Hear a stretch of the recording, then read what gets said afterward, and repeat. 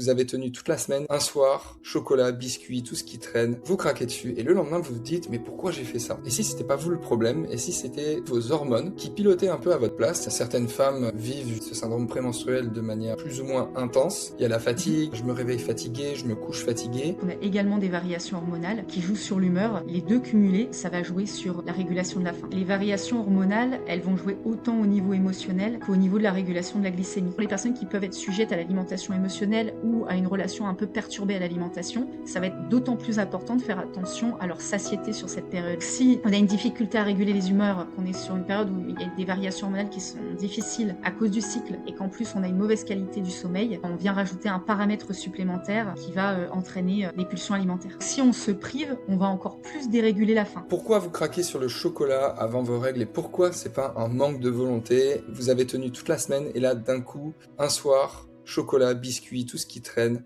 vous craquez dessus et le lendemain vous vous dites mais pourquoi j'ai fait ça? Et si c'était pas vous le problème? Et si c'était peut-être vos hormones qui pilotaient un peu à votre place? Et pour en parler, j'ai la chance d'être avec Tess Chevrier qui est diététicienne spécialiste des troubles du comportement alimentaire. Salut Tess, comment tu vas? Salut Charles, ça va bien? Dans ta pratique, Tess, c'est quoi le moment du mois où les femmes ont tendance à justement documenter qu'elles ont tendance à plus craquer dans le mois?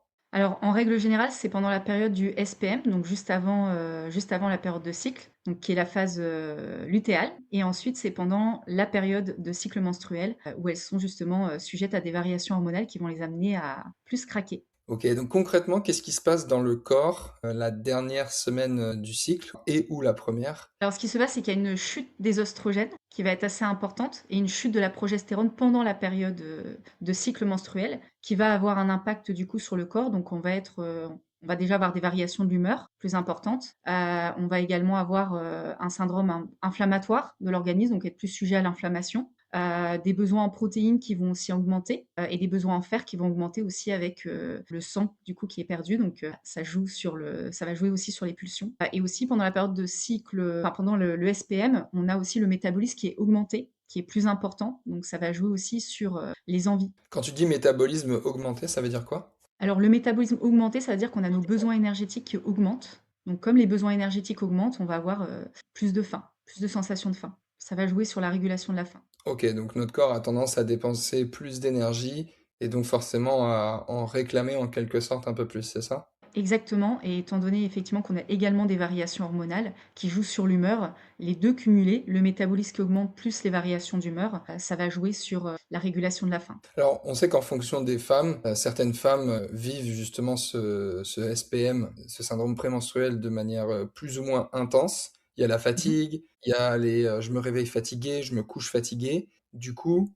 ce qu'il faut retenir, c'est que c'est un peu hormonal et aussi un peu émotionnel à cause de tous ces changements aussi dans le métabolisme. Ouais. Après les variations hormonales, elles vont jouer autant au niveau émotionnel qu'au niveau de la régulation de la glycémie. Donc ça va jouer autant, sur l'humeur que sur, la régulation de la faim plutôt physiologique, je vais dire la vraie faim. Il y a la faim émotionnelle et la faim physiologique. Ok, tu peux détailler rapidement un peu la différence entre les deux? Oui, alors la faim émotionnelle, ça va plutôt être, lié, du coup à la fatigue, à la gestion aussi de l'humeur, à la gestion de l'humeur. Par exemple, le cortisol, il peut impacter, la régulation de la faim et la vraie faim, elle, c'est plutôt, ce qui est lié à ce qu'on consomme, à nos besoins énergétiques. Quand, on n'a pas suffisamment mangé et qu'on a une baisse de la glycémie, eh bien, on va ressentir de la faim. Alors en général, moi je parle de différents niveaux de faim, de petite faim, de moyenne faim, de grande faim. Et en fonction, de notre glycémie, eh bien, on peut ressentir, de la petite faim, de la moyenne faim ou de la grande faim quand on mange pas pendant une très longue période. En général, on commence à arriver sur la grande faim. On sécrète beaucoup, beaucoup de gréline, qui est, l'hormone de la faim et là, on va arriver sur la grande faim. Quand on sécrète un petit peu moins de gréline, que la glycémie elle est basse, mais pas encore trop basse, là, on est plutôt sur une petite faim ou une moyenne faim. Ok. Et Et les peut-être variations hormonales, comme elles impactent l'insuline et qu'elles impactent également le cortisol, ça va impacter nécessairement la glycémie. OK, donc cortisol pour, les personnes qui ne savent pas ce que c'est l'hormone du stress, en quelque sorte. Ouais, Un niveau de cortisol exactement. élevé va avec un niveau de stress, élevé.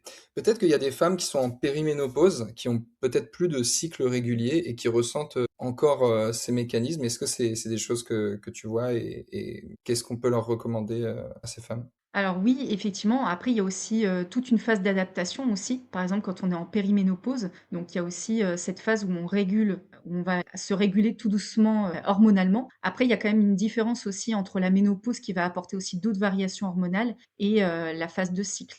Parce qu'effectivement, à la ménopause, là, ce qu'il y a, c'est qu'on ne produit plus d'oestrogène. Donc, on va avoir aussi plus d'inflammation, on va avoir peut-être des bouffées de chaleur, on va avoir d'autres signes liés à une régulation hormonale qui est perturbée parce qu'on n'a plus cette production d'oestrogène. Là, on sera sur des difficultés différentes dans le sens où on va avoir une alimentation qui va être plus riche en aliments riches en phytoestrogènes qui simulent les oestrogènes. Par exemple, le soja. Ça peut être un aliment qui peut être intéressant post-ménopause. A contrario, avant la ménopause, c'est pas nécessairement intéressant d'en avoir beaucoup dans notre alimentation. Ok. Alors si on rentre du coup peut-être dans le plan d'action qu'on peut recommander justement, qui sont dans cette période-là, est-ce que tu aurais des recommandations ou des réflexes, tu vois, au niveau de l'alimentation qui sont assez simples à mettre en place de manière assez concrète pour cette période? Alors, si on parle plutôt de la phase de cycle, des cycles menstruels, les personnes qui ont du coup encore des cycles. Alors effectivement, il y a 4 phases, hein, dans le cycle féminin. Donc il y a la phase, du coup, le SPM, donc la phase lutéale. Ensuite, on a la phase, menstruelle. Ensuite, il y a la phase préovulatoire et ovulatoire. Donc ça nous fait 4 phases et effectivement l'alimentation, elle va être différente et l'alimentation peut nous aider, à pallier à, nos variations, de faim qui est liée aux variations hormonales. Donc par exemple, dans la phase menstruelle, ça va être intéressant d'ajouter plus de protéines, plus de fer dans notre alimentation, d'avoir une alimentation anti-inflammatoire, vu que c'est une phase qui est peut-être plus inflammatoire. En général, on a besoin aussi d'aliments plus chauds, plus réconfortants. Donc ça va être peut-être dans la phase donc, menstruelle. Ensuite, quand on arrive dans la phase préovulatoire, là, c'est une phase où justement on a une meilleure régulation de la glycémie. Donc là, on peut ajouter un petit peu plus de glucides dans notre alimentation. On peut avoir aussi des aliments frais pendant cette période-là. Ensuite, on arrive dans la phase du coup d'ovulation. Donc là, dans la phase d'ovulation, de même, ça peut être une phase qui peut être aussi un petit peu inflammatoire. Donc là, ça va être intéressant d'ajouter des oméga 3. On peut aussi avoir des aliments qu'on dit crucifères, qui aident justement à réguler le métabolisme des oestrogènes à ce moment-là, pendant la phase ovulatoire. Donc ce sera tout ce qui est chou. Et ensuite, dans la phase lutéale, qui est juste avant la période menstruelle, là, ce sera aussi intéressant donc d'ajouter dans son alimentation des choses qui vont aider à réguler l'humeur, notamment du magnésium, des oméga 3, commencer peut-être aussi à ajouter plus de protéines pour réguler la glycémie, plutôt des fibres. Donc ça, ce sera avant la phase du coup menstruelle, pendant le SPM. Donc une alimentation qui régule aussi l'humeur. Magnésium, vitamine B, vitamine B6. Sachant que les vitamines Magnésium, B, est-ce on que les ça peut être retrouve. intéressant de le prendre en complément alimentaire, le magnésium, par exemple? Oui, tout à fait. Ou alors après dans des eaux aussi qui sont riches en magnésium. Un petit peu de chocolat noir aussi. On a dit un petit peu, hein. Oui. Alors, tu as dit les mots protéines, fer, aliments anti-inflammatoires, oméga 3. Est-ce que tu peux donner des exemples concrets d'aliments? Par exemple, les protéines, pour les personnes qui sont pas très familières avec ça, même si je pense que les personnes qui nous écoutent, elles l'ont beaucoup entendu ce mot. Ce serait quoi une bonne source de protéines avec éventuellement des quantités? Un peu pour qu'on ait des repères. Alors les sources de protéines, ça va être essentiellement tout ce qui est viande, poisson et œufs, essentiellement. On a également les légumineuses pour les végétariens et les produits laitiers aussi, qui sont des bonnes sources de protéines. Là, pendant la période de cycle menstruel, ce qui va être important aussi, c'est d'apporter du fer. Donc là, le fer, on va surtout le trouver plutôt dans la viande rouge. On va le trouver également dans les légumineuses, où là, on a du fer non héminique. Alors attention, il s'absorbe un petit peu moins bien que le fer héminique, qui est le fer présent dans les produits d'origine animale. Mais là, ce sera plutôt les sources à privilégier dans cette période menstruelle. Aliments anti-inflammatoires, ce serait quoi? Aliments anti-inflammatoires, c'est tout ce qui est donc à base d'oméga 3. Donc là, on est plutôt sur des huiles. Donc ce sera l'huile de colza, l'huile de noix, l'huile de lin. On peut aussi être sur des noix, tout simplement. Donc là, ce sera plutôt effectivement anti-inflammatoire. Les oméga 3 sont anti-inflammatoires. Et ça peut aussi du poisson également, les poissons gras. Après, les oméga 3, 90% de la population mondiale est carencée en oméga 3. Aujourd'hui, c'est difficile d'avoir des bonnes sources d'oméga 3. Ils jouent énormément dans la régulation de l'humeur, les oméga 3. Il joue aussi dans le métabolisme des graisses. Donc quand on n'en consomme pas suffisamment, ça peut impacter le métabolisme des graisses et également l'humeur de façon assez importante. Donc effectivement, parfois se supplémenter, ça peut être aussi une bonne option. OK. Et si on veut pas forcément se supplémenter en prenant des comprimés d'oméga 3, est-ce que, par exemple, de se fixer un objectif de une boîte de sardines, genre 90 grammes par semaine, c'est suffisant ou il faudrait au moins en mettre 2, par exemple? Alors oui, après ce qui est important, c'est de toujours varier aussi l'alimentation. Donc ce qui est recommandé par exemple pour les matières grasses, c'est d'avoir, 1 cuillère à soupe d'huile par repas, sans ajout de matières grasses supplémentaires, hein. C'est à peu près, 1 cuillère à soupe et en général, ce sera plutôt dans des huiles, qu'on ne va pas cuire. Donc c'est l'huile de colza, l'huile de noix, l'huile de lin, elles ne vont pas à la cuisson, sinon elles s'oxydent, Mmh. donc ce sera nécessairement dans des crudités. Donc effectivement, si on fait que des plats chauds, souvent on va pas les ajouter, à son repas. Ça peut être aussi une petite poignée de noix, dans la journée et puis, comme tu le dis, par exemple, pour le poisson, en général, ce qui est recommandé, c'est un poisson gras par semaine. C'est à peu près 120 grammes la quantité et 120 grammes. un poisson maigre par semaine, 120 grammes. OK. Poignée de noix en grammes, ça ferait quoi, selon toi? 20 grammes à peu près, 20 grammes, 10-20 OK. grammes. Donc ça, c'est à l'échelle d'une journée, c'est ça? Oui et après ça dépend toujours, c'est aussi une question de ratio. Si f on a ajouté peut-être un petit peu de on a pris des noix, beh, effectivement dans ces cas-là, on n'aura pas besoin peut de prendre une cuillère à soupe d'huile à chaque repas. Il y aura peut-être un repas où on la prendra. C'est toujours aussi un ratio à faire. Ouais, À c'est ça. super important de le préciser, effectivement, parce que souvent, les matières grasses, les personnes qui cherchent à perdre du poids se font un peu avoir avec ça. On a tendance à pas forcément se rendre compte du nombre de calories qu'on rajoute à l'échelle d'une journée et alors encore plus à l'échelle de la semaine, juste à pas bien maîtriser l'ajout de manière isolée de matières grasses. Donc, c'est-à-dire rajouter de l'huile, rajouter des oléagineux, donc amandes, noix, etc. Et donc, effectivement, c'est pas mal de pouvoir ressortir aussi de cette discussion avec des repères. Donc, peut-être retenez, si vous nous écoutez bien, une cuillère à soupe d'huile par repas, mais si vous mettez une cuillère à soupe d'huile, n'allez pas rajouter des noix, par exemple. Et si vous mettez des noix, n'allez pas rajouter de l'huile. Je surligne un peu ça dans la discussion parce que je sais que parfois c'est pas très clair.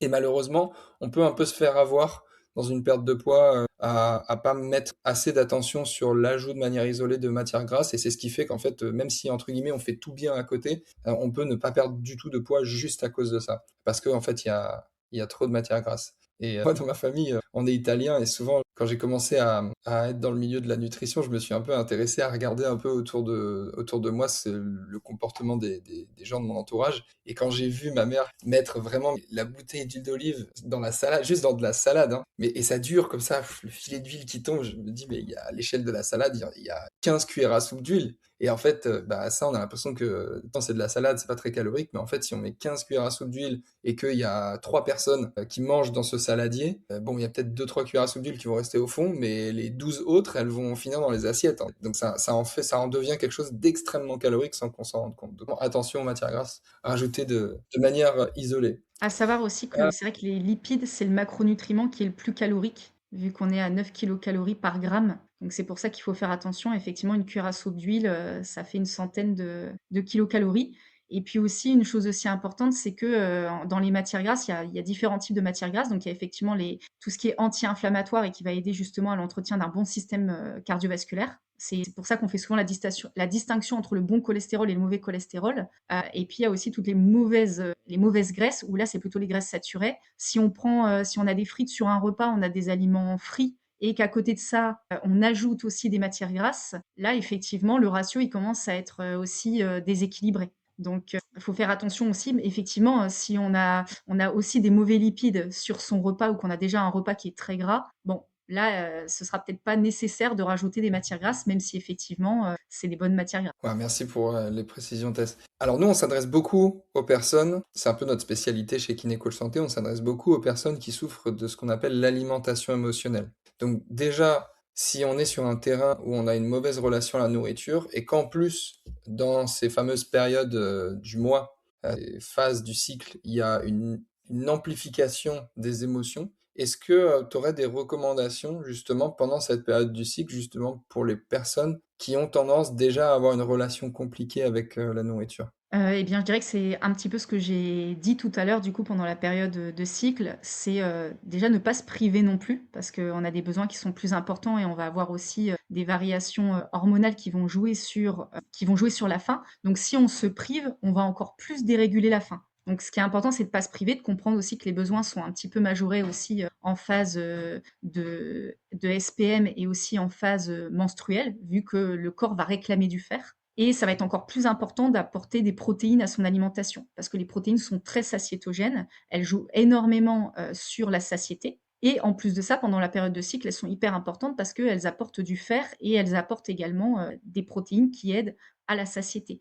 Donc, je pense que pour les personnes qui peuvent être sujettes à l'alimentation émotionnelle ou à une relation un peu perturbée à l'alimentation, ça va être d'autant plus important de faire attention à leur satiété sur cette période-là. Les glucides ne sont pas à supprimer, mais peut-être voilà à limiter en tout cas, et toujours partir plutôt sur des légumes, toujours partir sur des féculents qui sont riches en fibres, parce qu'ils vont aider à stabiliser la glycémie et donc la satiété. Et puis après, c'est peut-être de compléments aussi pour stabiliser l'humeur, du magnésium, des oméga 3, peut-être de la vitamine C aussi, de la vitamine D aussi qui aide beaucoup aussi au niveau de la régulation de l'humeur et aussi on est très souvent carencé. Surtout en hiver, ouais. La vitamine D, idéalement, il faudrait presque se supplémenter pendant les 6 mois de l'hiver, non? Oui, en général, et puis pour la vitamine D, on recommande plutôt de se supplémenter pas en unidose, mais plutôt de façon régulière. C'est mieux assimilé par le corps. Oui, oui, oui, c'est super important d'ailleurs de le mentionner parce que c'est vrai que souvent, dans les personnes qui sont très fortement carencées, quand elles font des bilans sanguins, il me semble que les médecins ont tendance à recommander des grosses ampoules justement pour Mmh. remonter rapidement les niveaux.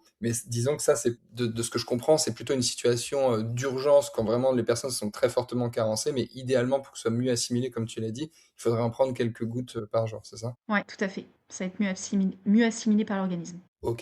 Tu as parlé de vitamine C. Bon, c'est assez connu, mais on ne sait jamais si les personnes ne sont pas très familières avec ça. C'est quoi les bonnes sources de vitamine C? Le kiwi, les fruits essentiellement, les agrumes. On en trouve à peu près dans tous les fruits, mais je dirais le kiwi, en priorité qui est assez riche en vitamine C et ça, c'est un antioxydant, donc ça aide aussi à lutter contre le stress oxydatif qui peut être, produit par, le stress. Quand on a un stress chronique, forcément, il va être accentué pendant la période de SPM ou, pendant la période, menstruelle, ce qui peut aussi, jouer aussi sur les pulsions alimentaires ou les compulsions. Donc, là, ça peut être intéressant de prendre de la vitamine C. Ok. Pour terminer, c'est vrai qu'on n'a pas parlé du sommeil, mais de manière globale, chez les personnes qui cherchent à perdre du poids, c'est pas forcément le premier réflexe qu'elles ont d'aller mettre le projecteur sur la qualité de leur sommeil. En plus, dans cette période de SPM, est-ce que tu peux rapidement expliquer le lien entre peut-être un mauvais sommeil, les difficultés que ça peut amener vis-à-vis d'une perte de poids et de cette période de SPM, et peut-être par rapport à l'alimentation émotionnelle pour que peut-être quelqu'un qui a jamais trop considéré la qualité de son sommeil et qui cherche à perdre du poids, qui souffre éventuellement d'alimentation émotionnelle,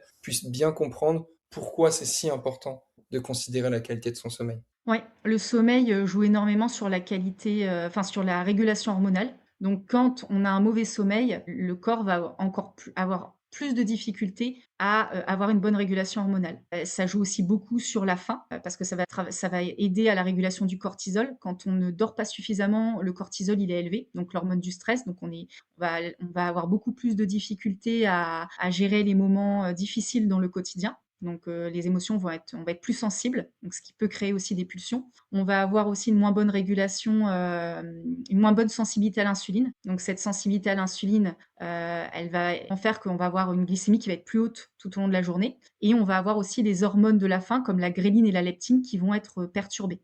La gréline qui est l'hormone de la faim et la leptine l'hormone de la satiété. Donc on va avoir plus de difficultés à ressentir sa satiété sur la journée et on va avoir plus facilement faim. Donc si on a une difficulté à réguler les humeurs, qu'on est en plus dans un cycle perturbé avec le cycle menstruel, qu'on est sur une période où il y a des variations hormonales qui sont difficiles à cause du cycle et qu'en plus on a une mauvaise qualité du sommeil, eh bien on vient rajouter un paramètre supplémentaire qui va entraîner des pulsions alimentaires. Super, merci beaucoup pour ce rappel qui est vraiment important, parce que c'est vraiment quelque chose qui peut complètement saboter une perte de poids, et puis au-delà de la perte de poids, la qualité de vie tout court, hein. Quand on dort Mm. mal, on a tendance aussi à avoir des émotions qui sont plus inconfortables et plus fréquentes. Est-ce que tu veux éventuellement rajouter quelque chose, Tess, avant qu'on termine? J'allais parler aussi de l'activité physique parce que le Ouais, sommeil allons-y. le sommeil est quand même très corrélé aussi à l'activité physique. L'OMS recommande d'être à peu près à 7 000 pas par jour. Ce n'est pas pour rien, c'est parce que ça joue aussi énormément dans tout ce qui est régulation hormonale et régulation du sommeil.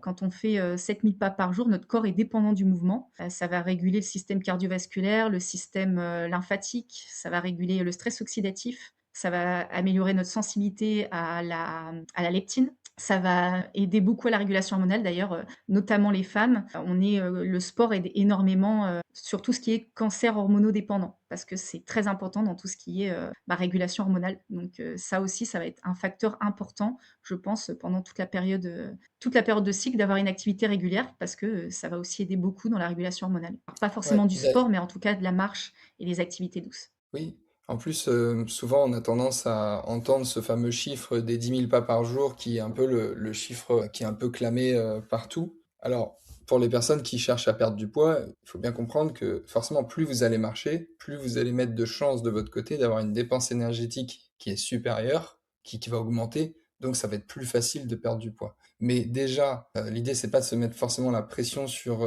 marcher absolument 10 000 pas par jour. Et ce qui est sûr, c'est que si vous marchez moins que cette fameuse recommandation de l'OMS de 7 000 pas par jour, vous n'êtes pas dans le ratio où il y a énormément de bénéfices à aller à 7 000 pas. Il faut vraiment, enfin, vous êtes dans le ratio où justement vous bénéficierez pas de tous les bénéfices qui commencent à apparaître de manière assez importante à ce seuil de 7 000 pas. Perte de poids ou pas, hein, enfin, objectif de perte de poids ou non. Donc, très important d'essayer de se fixer un objectif minimum de 7 000 pas. La première chose que vous pouvez faire, c'est de regarder tout simplement l'application Santé sur votre téléphone. Donc, ça s'appelle Santé sur l'iPhone, sur les téléphones Google, Android. Il y a plein d'autres applications, Google Fit ou des choses comme ça qui sont assez faciles à installer. Et idéalement, d'essayer d'avoir votre téléphone un peu tout le temps sur vous. Dans une journée pour déjà avoir une estimation de combien de pas vous marchez actuellement dans votre vie. Et si vous observez que c'est à 3 000, 4 000 pas, là, la bonne nouvelle, c'est que vous avez vraiment un levier en termes de santé qui est très important et pas si compliqué à mettre en place. Le levier, c'est déjà d'essayer de doubler votre nombre de pas, d'arriver dans les 7 000. Et pour ça, ça peut passer de manière assez simple par rajouter un temps de marche de 10 minutes par-ci, par-là. Et vous faites ça 3 fois dans la journée, vous avez rajouté 10 minutes, 10 minutes, 10 minutes, 30 minutes. Et rajouter 3 000 pas dans une journée, je pense que ça fait entre 30 et 45 minutes de marche à l'échelle de la journée à rajouter. Et bon, il faut vraiment mettre de la conscience dessus, mais c'est finalement, on le trouve assez facilement, surtout que là, on va commencer à arriver au printemps, au moment où on tourne cet épisode. Donc, les journées vont commencer à rallonger, ça va être un peu plus agréable de sortir marcher. Mais c'est quand même pas une excuse pour l'hiver. On peut quand même le faire. Et ben, merci beaucoup Tess pour tout ce que tu as partagé aujourd'hui. Si vous nous découvrez à travers cet épisode, sachez que chez Kiné Coach Santé, notre métier c'est d'aider des personnes qui souffrent d'alimentation émotionnelle à se réconcilier avec la nourriture. Et c'est ce qui leur permet de réussir à perdre du poids de manière durable. Donc si vous êtes reconnu dans ce qu'on vient de partager, les pulsions le soir, la fatigue, peut-être l'impression de pas arriver à tenir, sachez déjà que vous n'êtes pas seul, vous êtes loin d'être seul, parce que je sais que souvent on se sent seul, on a l'impression que c'est que nous qui avons ce problème-là, quand dans notre entourage ça paraît si facile, pour notre ami pour qui c'est facile, ou notre famille, etc. Conjoint parfois pour qui c'est plus simple. Mais vous n'êtes pas seul, il y a des solutions qui vont bien au-delà peut-être de ce que vous avez déjà essayé, et souvent les personnes qui nous écoutent ont la sensation un peu d'avoir tout essayé. Mais très probablement que vous n'avez pas tout essayé, c'est un peu la bonne nouvelle. Et chez Kiné Coach Santé, déjà, on propose des sessions de clarté émotionnelle, comme on les appelle. Donc ça, c'est des bilans offerts qui sont d'1 heure avec un ou une coach de notre équipe, c'est sans engagement. Et l'objectif, c'est vraiment de prendre un moment pour comprendre ce qui se passe vraiment pour vous vis-à-vis de votre relation à la nourriture et de repartir déjà avec un autre regard sur votre situation. Donc si ça vous intéresse, vous pouvez cliquer sur le lien qui est en description de cet épisode. Si vous nous écoutez en podcast, c'est dans la description. Si vous nous écoutez sur YouTube, c'est dans la description sous la vidéo. Et donc comme ça, vous allez pouvoir arriver sur une page, vous avez un petit questionnaire à remplir, vous allez pouvoir comme ça vous glisser gratuitement dans le calendrier d'un des coachs de notre équipe pour avoir une vraie discussion. Donc c'est en visio d'1 heure, il faut vraiment être dans un endroit calme et pas être dérangé, et d'avoir vraiment une discussion de qualité avec la personne de notre équipe qui va vous écouter et qui pourra vous amener déjà beaucoup plus de clarté sur votre situation. Et si on se rend compte qu'on est les bonnes personnes pour vous aider, bien sûr, on vous expliquera comment ça fonctionne pour se faire accompagner par notre équipe. Et si évidemment on se rend compte qu'on n'est pas les bonnes personnes pour vous aider, on fera de notre mieux pour vous rediriger vers d'autres personnes qui pourront mieux vous aider que nous. Prenez soin de vous et on vous dit à très bientôt.